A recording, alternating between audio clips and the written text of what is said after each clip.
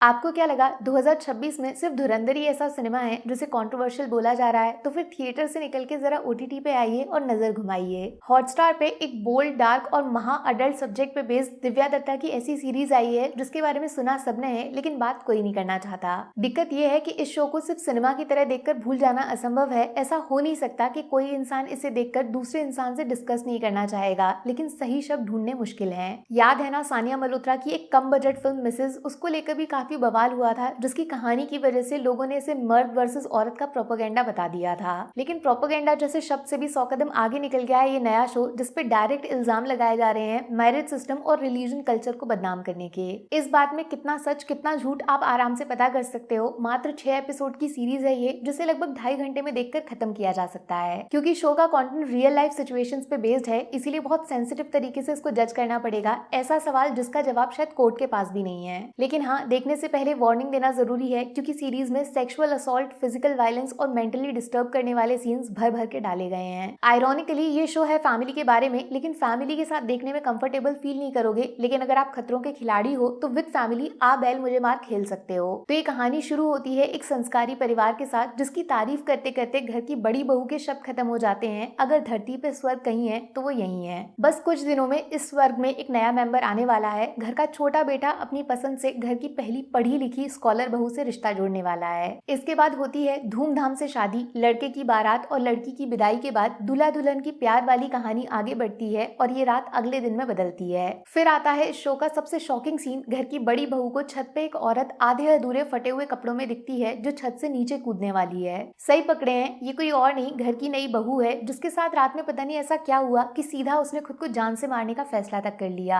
इसके बाद पूरे घर को पता चलता है सिर्फ एक दिन बाद घर की नई बहू हनीमून पे जाने से ठीक पहले गायब हो गई है। वो अपनी मर्जी से ससुराल छोड़कर चली गई है। अब मुझे, आपको और लड़के के घर वालों को सिचुएशन समझाने के लिए शो में आते हैं कुछ ऐसे घिनौने सीन्स जिनको देखते वक्त डर से आंखें बंद हो जाएंगी या फटी की फटी रह जाएंगी। यहाँ पे कहानी खत्म नहीं बल्कि शुरू होती है। इस स्वर्ग में छुपा एक ऐसा नर्क, जिससे अगर चिरैया को बाहर निकालना है तो खुद परिवार की पूजा करने वाली बहू को उसके खिलाफ लड़ना पड़ेगा। लेकिन जिस वजह से कंट्रोवर्सी हो रही है वो है लड़के की साइड का लड़की की प्रॉब्लम के साथ डील करने का तरीका, जो काफी लोगों को रियल लाइफ में ट्रिगर कर सकता है, उनकी प्रॉब्लम को बाहर ला सकता है। जस्टिस, इंसाफ की लड़ाई, जिसमें दोनों साइड खुद को विक्टिम साबित करने के लिए किसी भी हद तक जा सकते हैं। शादी के बाद पति का पत्नी को रेप करना बहुत प्राइवेट लेकिन मेंटली चैलेंज करने वाला टॉपिक है। सच बताऊं, मैं खुद एक लड़की हूं, इसीलिए मुझे पता है लड़कियों के साथ कहां कैसे क्या गलत हो सकता है। फिर भी इस शो में दिखाए गए कंटेंट से 100% एग्री करना उतना ईजी नहीं है। स्पेशली जिस तरीके से इस शो के क्लाइमेक्स में डाउरी, दहेज सिस्टम की आड़ लेके एक जरूरी सब्जेक्ट को इलीगल बना दिया, उस पे शो के मेकर्स का इंटेंशन कॉमन पब्लिक को हजम नहीं होगा। शायद इसीलिए इस शो को फिल्म की जगह छोटे एपिसोड्स में तोड़कर ओटीटी पे डालने का फैसला किया गया, वरना थिएटर में इसे देखने के बाद पब्लिक का गुस्सा सारी लिमिट्स क्रॉस कर जाता।